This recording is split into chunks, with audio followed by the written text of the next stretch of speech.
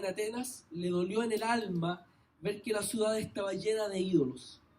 Así que discutía en la sinagoga con los judíos y con los griegos que adoraban a Dios, y a diario hablaba en la plaza con los que se encontraban por allí. Algunos filósofos epicúreos y estoicos entablaron conversación con él. Unos decían: ¿qué querrá decir este charlatán? Otros comentaban: parece que es predicador de dioses extranjeros. Decían esto porque Pablo les anunciaba las buenas nuevas de Jesús y de la resurrección. Entonces se lo llevaron a una reunión del Areópago. ¿Se puede saber qué nueva enseñanza es esta que usted presenta?, le preguntaron. Porque nos viene usted con ideas que nos suenan extrañas y queremos saber qué significan. Es que todos los atenienses y los extranjeros que vivían allí se pasaban el tiempo sin hacer otra cosa más que escuchar y comentar las últimas novedades. Pablo se puso en pie en medio del Areópago y tomó la palabra. Ciudadanos atenienses, observo que ustedes son sumamente religiosos en todo lo que hacen. Amén. Estamos en el 10º mensaje ya de la serie Hechos de los Apóstoles, Iglesia en Misión Permanente. Y nos quedan, después de 2 sermones más de la serie y la estamos concluyendo. Hemos estado viendo cómo la palabra del Señor, el relato de Lucas en el libro de Hechos, nos muestra la iglesia y su tarea primordial, que es la misión. Como Dios, que tiene una misión, ha incluido a la iglesia por pura gracia. Y tenemos frente a nosotros el día de hoy uno de los pasajes más conocidos y estudiados del relato de Lucas en el libro de Hechos, sobre todo en el presente, desde el ámbito del estudio de la misión. Este es un ejemplar único de la predicación de Pablo a los gentiles. Vamos a ver que hay 3 discursos de Pablo completos en el libro de Hechos. Uno es a los hermanos de Antioquía de Pisidia, que son judíos. De Hechos 17, a los gentiles. Y luego, más adelante, que va a ser el último mensaje de la serie, vamos a ver un discurso que le da a los presbíteros de Mileto cuando se despide de ellos para ir a Jerusalén y luego a Roma. Entonces, aquí estamos frente a un ejemplar único, como les decía, de la predicación de Pablo a los gentiles. El único caso también en el cual le vemos usando la sabiduría profana para combatir al paganismo. Si pensamos nosotros en la predicación como la proclamación del mensaje de la palabra de Dios, esto nos debería llevar a un plano importantísimo de la misión. El texto nos va a permitir esta mañana reflexionar sobre la predicación, sobre su contexto, su contenido, la espiritualidad y forma de la misma, pensando en cuestiones tremendamente importantes para la plantación de iglesias, tales como el ser relevantes y el tema de la contextualización. La propuesta del sermón de esta mañana es la siguiente: que sigamos el relato de Hechos 17 sobre la predicación de Pablo en Atenas mediante una triada, 3 elementos que son el contexto, el contenido y la forma y la recepción de la predicación. Pasemos a la primera parte, que habla del contexto de la predicación de Pablo en Atenas. Atenas era un lugar marcado por la filosofía y la religiosidad. Dice que mientras Pablo los esperaba en Atenas, le dolió en el alma ver que la ciudad estaba llena de ídolos. A pesar de que esta ciudad, Atenas, había sido conquistada el 146 a.C., Atenas había seguido siendo uno de los grandes centros intelectuales y espirituales del mundo antiguo. La academia fundada por Platón, que alguno de ustedes habrá escuchado en las clases del colegio, seguía siendo uno de los centros académicos más importantes del mundo de la época. En la Acrópolis, en el Partenón y en otros templos había muchas imágenes idolátricas, pero también había en los edificios públicos, como también en los edificios comerciales, una serie de monumentos respecto a los dioses del panteón griego. Cuando Pablo recorrió la ciudad, se sintió provocado y molesto. Y no solo eso, dice el texto que le preocupó emocionalmente, le dolió en el alma ver la cantidad de idolatría manifestada en esta ciudad. A su vez, en los tiempos de Pablo, y según lo que nos dice el versículo 18, habían dos corrientes filosóficas que la llevaban, que eran la moda teórica de la época en la cual Pablo estaba viviendo y en esa ciudad se estaba dando. Una es el epicureísmo, aquí aparecen los epicúreos, que deben su nombre a su fundador, Epicuro, que enseñaba que el objetivo principal de la vida era vivir en torno al placer, sin dolor, sin aflicciones, sin miedo. Ellos eran aquellos que interpretaban la vida diciendo: comamos, bebamos, disfrutemos, porque mañana moriremos. O esta frase muy conocida tal vez por usted, que es que de esta vida no hay otra. Para que usted vea cómo la filosofía griega ha influenciado también a mucha gente de nuestro tiempo. Esta es la filosofía del tengo derecho a ser feliz. En los tiempos de Pablo, en esta corriente, predominaba la sensualidad, el buscar todas las emociones, todos los impulsos que me permitieran ser feliz y vivir sin dolor alegremente.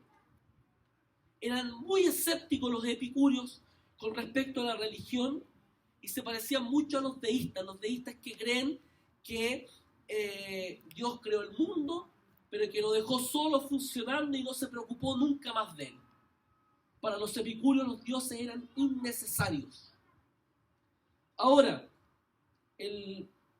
está la otra corriente, que probablemente esta palabra usted también la haya escuchado, que es el estoicismo, el ser estoico.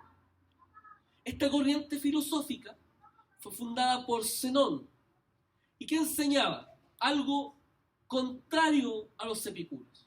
Él enseñaba la necesidad de vivir en armonía con la naturaleza, recurriendo solamente a la razón o a otros recursos autosuficientes. Ellos sí creían, eran muy espirituales y practicaban lo que se llama panteísmo, esta idea de que todo es Dios. Hablaban del mundo como si tuviera un alma, el alma del mundo. En los tiempos de Pablo, estos estoicos eran muy orgullosos por la alta conducta inmoral y por el control de sus instintos. Ellos decían, a diferencia de los epicúreos, nosotros nos controlamos, nos abstenemos, nos negamos a los placeres y a la felicidad para vivir una vida digna, moral, altamente ética. Si usted se fija, a pesar de la antigüedad de este relato, esto es aquello que atraviesa el pensamiento de la sociedad en la cual nosotros vivimos.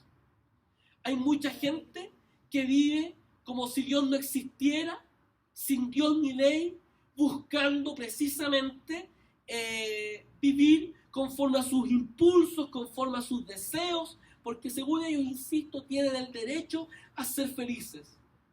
Y por otro lado, están aquellos que viven muy moralmente, rectamente, cumpliendo todas las leyes y poniéndose como el estándar de vida para los demás, y que reprochan a las personas en su estatus de vida.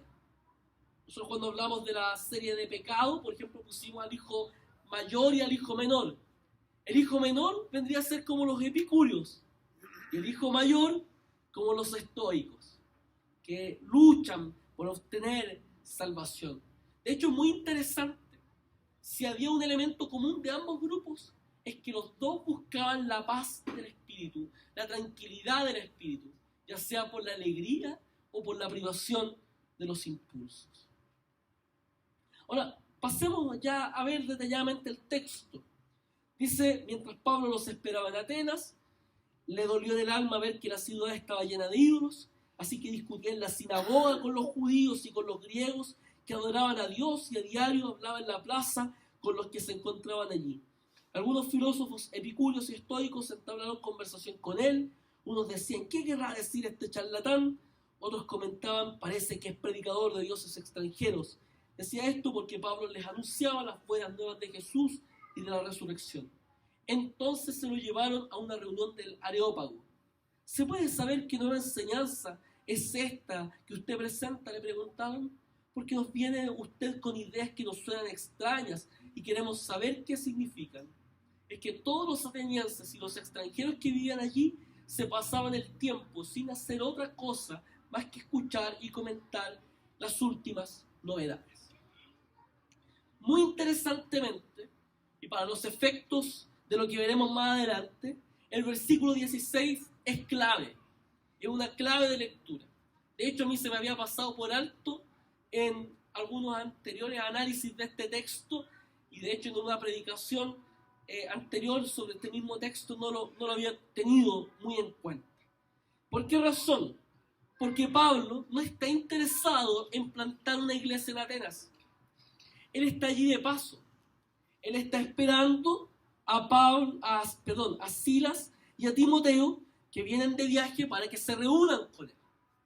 Entonces es muy importante tener en cuenta, porque vamos a ver los resultados más adelante de la predicación de Pablo, y analizar esto va a ser preponderante. A pesar de lo anterior, a pesar de que Pablo estaba allí de paso y esperando a sus compañeros de misión, Pablo trabaja y sigue su bitácora de pasar primero por una sinagoga a dialogar con los judíos. Esto es también importante. Pablo lo primero que hacía cuando llegaba a una ciudad era ir a una sinagoga y entablar comentario, discusión, reflexión con sus propios compatriotas, que tenían algún nexo, conocimiento de aquello que la Escritura decía.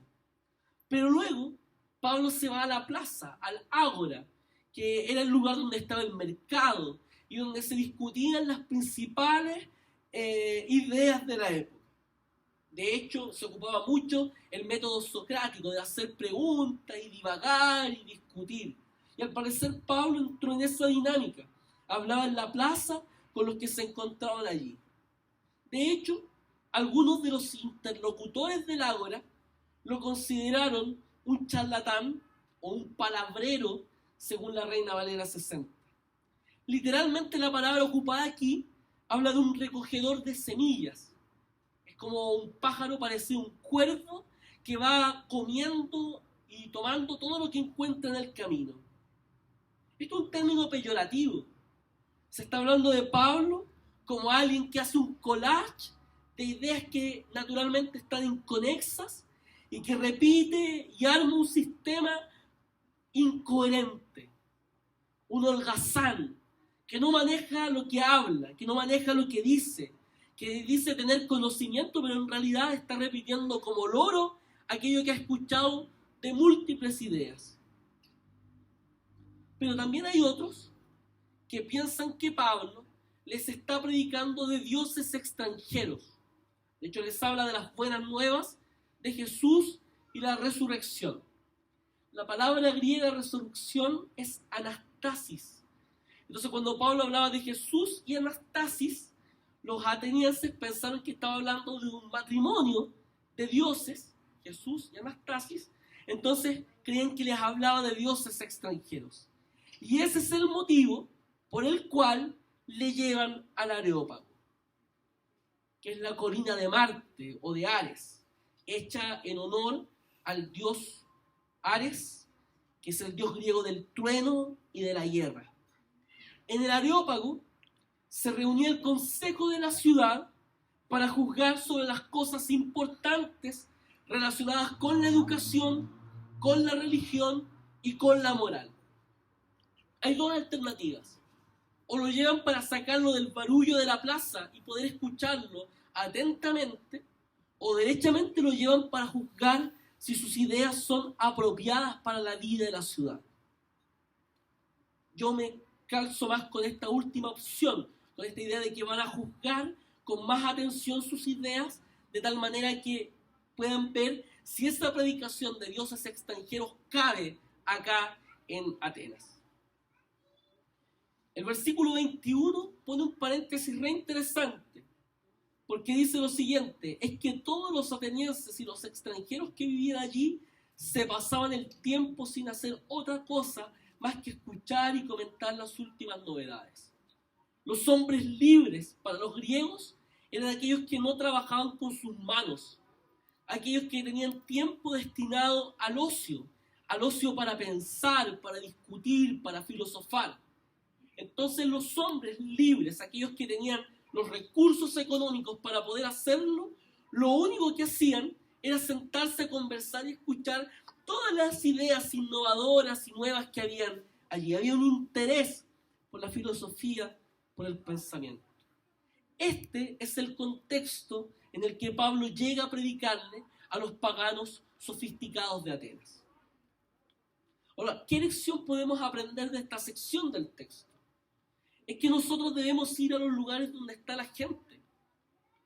Pablo, preocupado de la misión, va a la sinagoga, va a la plaza y luego lo llevan al Areópago y él acepta esa invitación para poder dialogar con las personas.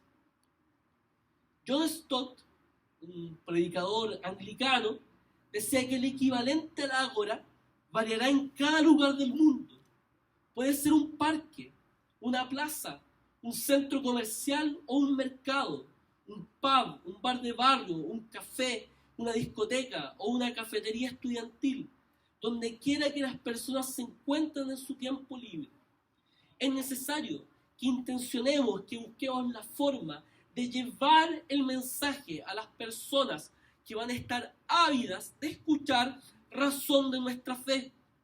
Más allá de si acepten el mensaje o no, nosotros tenemos el deber de comunicar, de predicar el evangelio a todas las personas. Y debemos buscar formas de que las personas puedan acceder al mensaje de la fe. ¿Y cómo van a acceder al mensaje de la fe? No quedándonos solo en un lugar, sino que yendo precisamente donde están las personas que quieren escuchar algo acerca de Dios. En segundo lugar, veamos el contenido y la forma de la predicación de Pablo en Atenas. El versículo 22 nos habla algo acerca de la forma. Fíjense cómo Pablo habla. Dice: Pablo se puso en pie en medio del Areópago y tomó la palabra. Ciudadanos atenienses, observo que ustedes son sumamente religiosos en todo lo que hacen.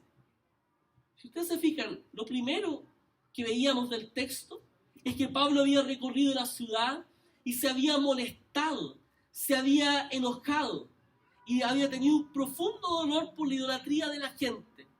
Y cuando se refiere a ellos, les dice: ciudadanos atenienses, observo que ustedes son sumamente religiosos. No le dice son idólatras, son paganos. Los trata cortésmente. Ocupa incluso las formas de la oratoria antigua. Esto se llamaba captatio benevolentiae, que quiere decir esta captación benevolente, un llamado cortés, con tranquilidad, con paz, para que la gente pueda escuchar con atención el mensaje.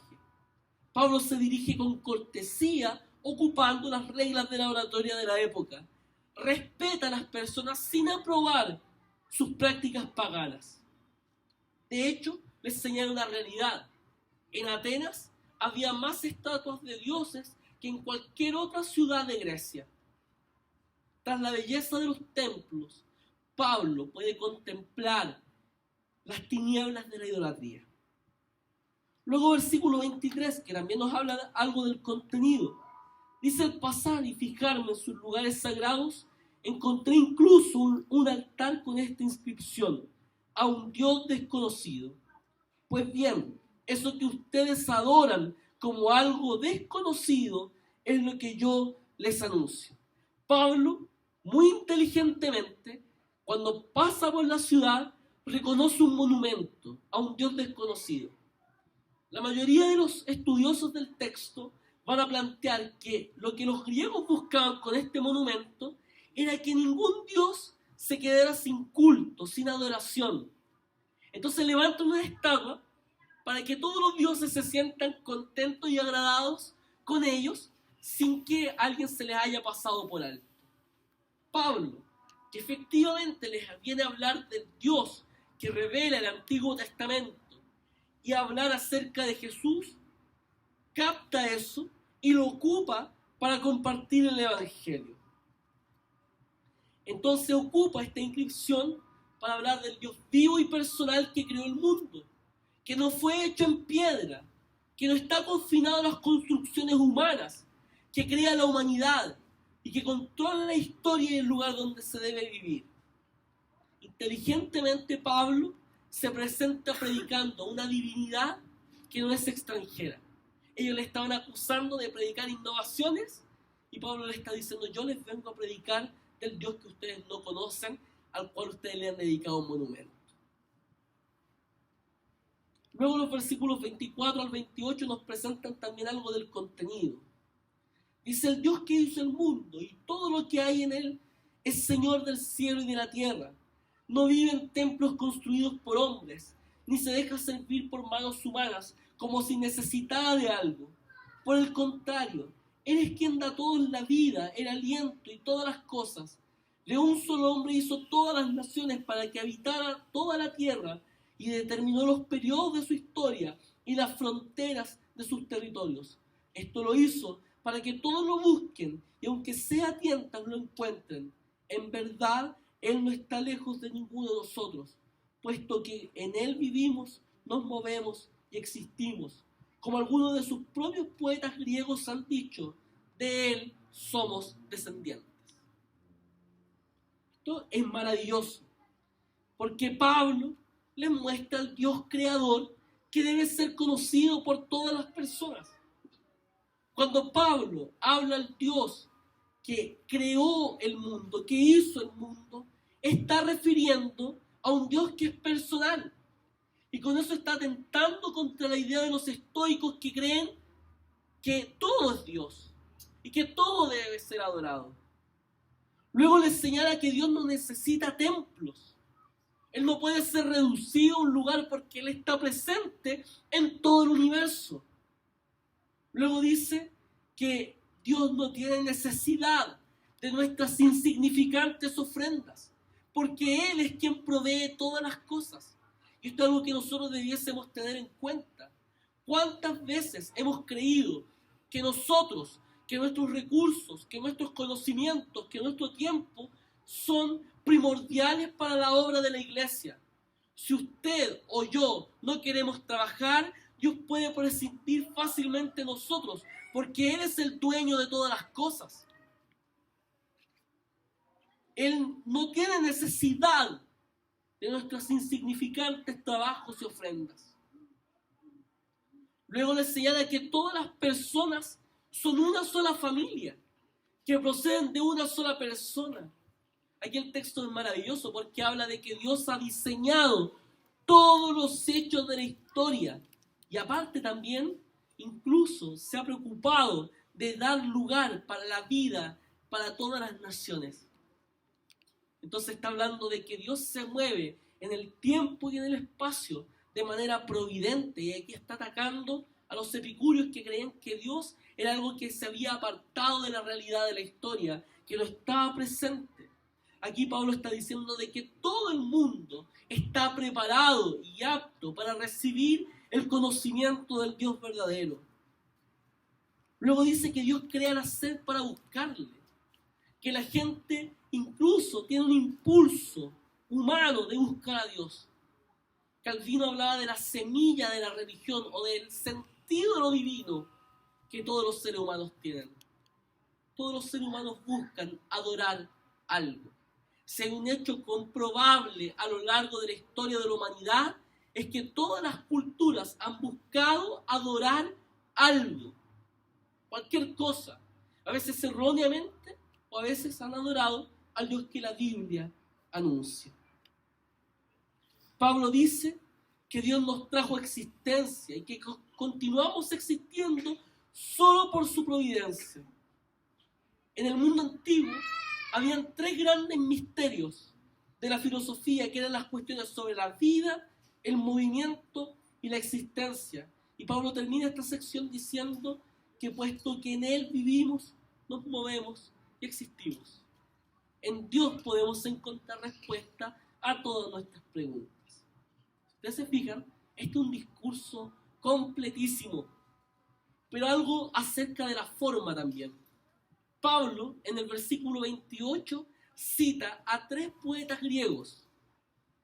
Cita primero a Epiménides, con esta frase que leíamos recién, puesto que en él vivimos, nos movemos y existimos, y fusiona frases de Cleanto y Arato cuando dice lo siguiente, que de él somos descendientes. Estas palabras originalmente estaban dedicadas a Zeus, el principal dios griego, pero Pablo las toma y las ocupa para señalar que ellos, a pesar de su paganismo, a pesar de su ignorancia, algo conocían del Dios verdadero, algo podían conocer acerca de él. Luego, sobre el contenido, versículos 29 y 30, dice: por tanto, siendo descendientes de Dios, no debemos pensar que la divinidad sea como el oro, la plata o la piedra, escultura hecha como resultado del ingenio y de la destreza del ser humano. Pues bien, Dios pasó por alto aquellos tiempos de tal ignorancia. Fíjense lo que hace Pablo. Les cita a sus poetas y les muestra que desde su propio pensamiento es incoherente practicar la idolatría. Es incoherente construirse un Dios, porque si le pertenecemos a Él, ¿cómo vamos a crear a ese Dios? Si Él nos hizo todo, dirige la historia, dirige el mundo, es todopoderoso, no está limitado en ningún lugar. ¿Eso cabe en nuestra mente? ¿Podemos construir a un Dios así? Pablo les dice, eso es incoherente. Pero a pesar de eso, les muestra que Dios ha sido rico en misericordia, no tomándoles momentáneamente en cuenta esa ignorancia. Y digo momentáneamente, porque la ignorancia también un día será juzgada. No es excusa. Ante Dios no hay nadie que se pueda excusar, es lo que dice Romanos capítulo 1, versículos 18 en adelante, que nos muestran cómo las gentes, profesando ser sabios, se hicieron dioses, construyeron ídolos con todos los instrumentos de la creación. En vez de adorar al Dios verdadero, adoraron sus imágenes. Como dice Eduardo Gatti, este cantante chileno, en una canción llamada Los Momentos, cada uno aferrado a sus dioses, productos de toda una historia, los modelan y los destruyen, y según eso ordenan sus vidas. Pura verdad allí, gracia común en Gatti, mostrándonos cómo la idolatría afecta nuestra comprensión de la realidad. Y luego, la parte final del versículo 30 y el 31 dice: pero ahora manda a todos, en todas partes, que se arrepientan. Él ha fijado un día en que juzgará al mundo con justicia por medio del hombre que ha designado. De ello ha dado pruebas a todos al levantarlos de entre los muertos. Aquí Pablo comienza a hablar de dos cosas importantes: de que Dios no solo invita, sino que ordena que ellos se arrepientan, les llama al arrepentimiento. La fe no es una invitación, es una orden. Y les señala que rechazar este mensaje no es solo rechazarlo a Él, es rechazar a Jesús, el justo, que ha resucitado, que ha vencido la muerte. Este Jesús es el representante de este Dios todopoderoso. Cuando Pablo señala esto, es interrumpido en su predicación. Se ha dicho que Pablo quiso ser filósofo entre los filósofos.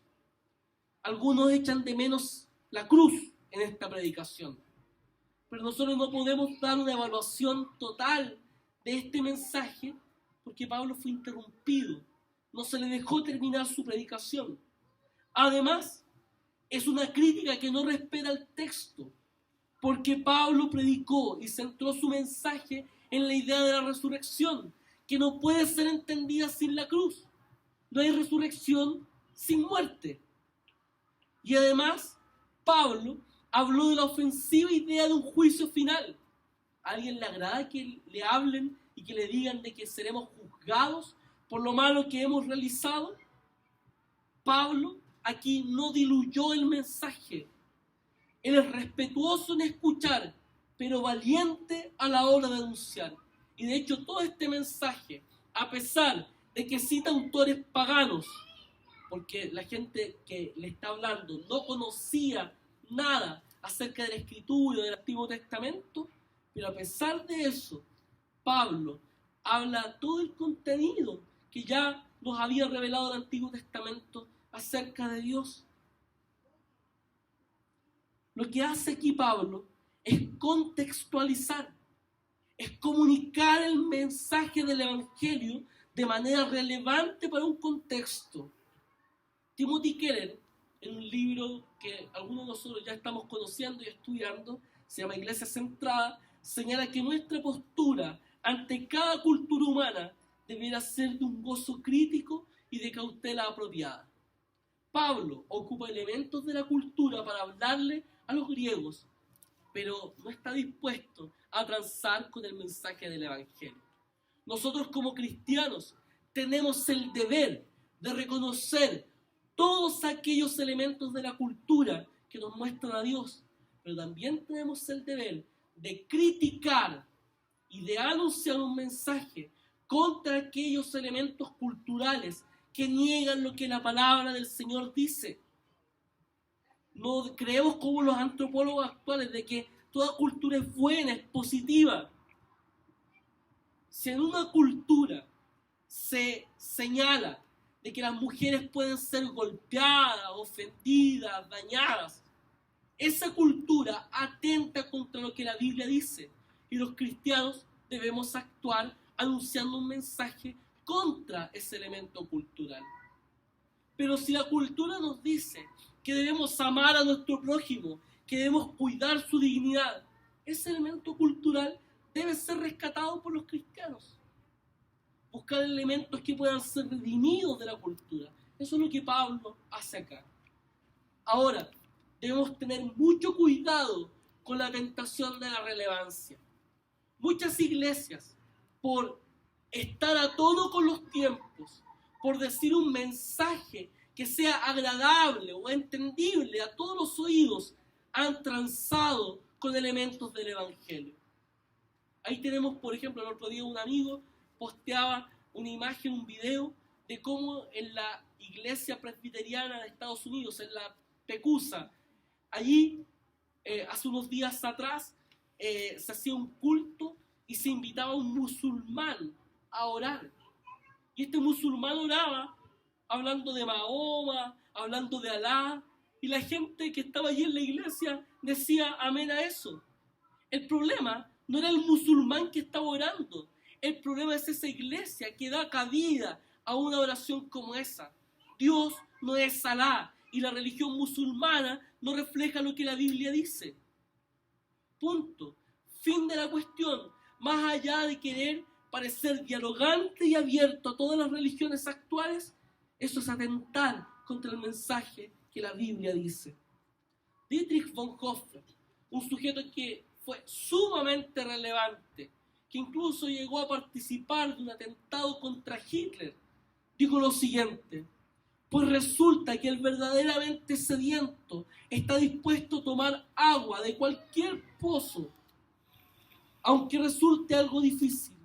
El verdaderamente sediento ha encontrado en la Biblia misma y en una fundada prédica bíblica, aunque haya sido poco contemporánea, el agua viva, y constituye una grave decadencia de la fe el que la pregunta por la actualización del mensaje se vuelva demasiado audible como pregunta metodológica. Nosotros como Iglesia Refugio de Gracia y como Iglesia Presbiteriana de Chile traicionaríamos el mensaje del Evangelio si nos ponemos a buscar acomodos con la cultura del presente. Debemos rescatar los elementos culturales positivos, pero seguir anunciando el Evangelio de Jesucristo sin transarlo, sin decir medias verdades, sin tapar aquello que es ofensa del mensaje, aquello que niega nuestra propia realización, aquello que pudiésemos, como si pudiéramos hacer algo para agradar o hacer algo para nuestra salvación.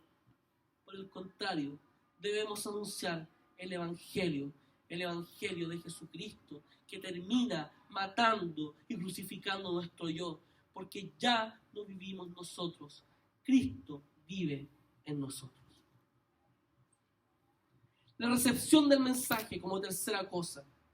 Versículo 32, cuando oyeron de la resurrección, unos se burlaron, pero nos dijeron: queremos que usted nos hable en otra ocasión sobre este tema. Los griegos aceptaban la idea de la inmortalidad del alma, pero no creían en la resurrección. O sea, cuando Pablo les habla de la resurrección de Jesús, ellos encuentran que esa idea es demasiado ridícula. ¿Para qué queremos resucitar?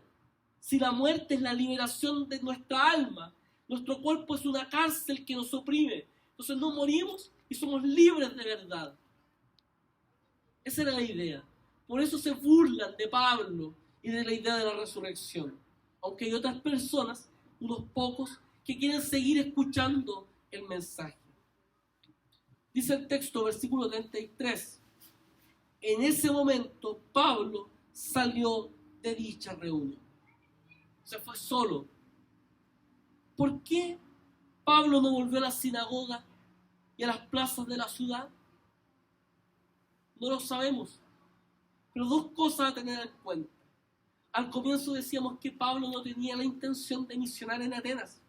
Estaba esperando a Silas y a Timoteo. Por lo tanto, en esa espera lo que él hizo fue trabajar. Y ya se había dado por pagado como un privilegio el ser escuchado en una tribuna, ser recibido por unos pocos y tener el don, la oportunidad de compartir el evangelio a otras personas. Luego el texto nos dice que algunas personas se unieron a Pablo y creyeron. Entre ellos estaba Dionisio, miembro del Areópago, también una mujer llamada Dámaris y otros más. Muy pocas personas creyeron el mensaje del evangelio en Atenas. Se habla de Dionisio, cuando se habla de miembro del Areópago, está hablando de que era un intelectual, un conocedor de la filosofía, un maestro preocupado de la educación. Luego se menciona a una mujer llamada Dámaris. Es muy interesante que un relato antiguo contemple a una mujer presente en una reunión de hombres libres. Esta mujer debe haber sido muy brillante intelectualmente y muy adinerada a la vez como para haber estado en una reunión del Areópago. Y otras pocas personas que se reunieron a creer en el mensaje. ¿Fracasó Pablo en Atenas? Es la pregunta. Hay personas que señalan que sí. Y de hecho yo me contaba entre ellos hasta hace no poco tiempo. Influenciado por algunas ideas de algunos profesores que tuve que enseñaban la Biblia. ¿Por qué señalan que Pablo fracasó? Porque aquí no hay ni bautizados, ni nuevas iglesias, ni tampoco del Nuevo Testamento hay una carta dirigida a los hermanos de la iglesia en Atenas.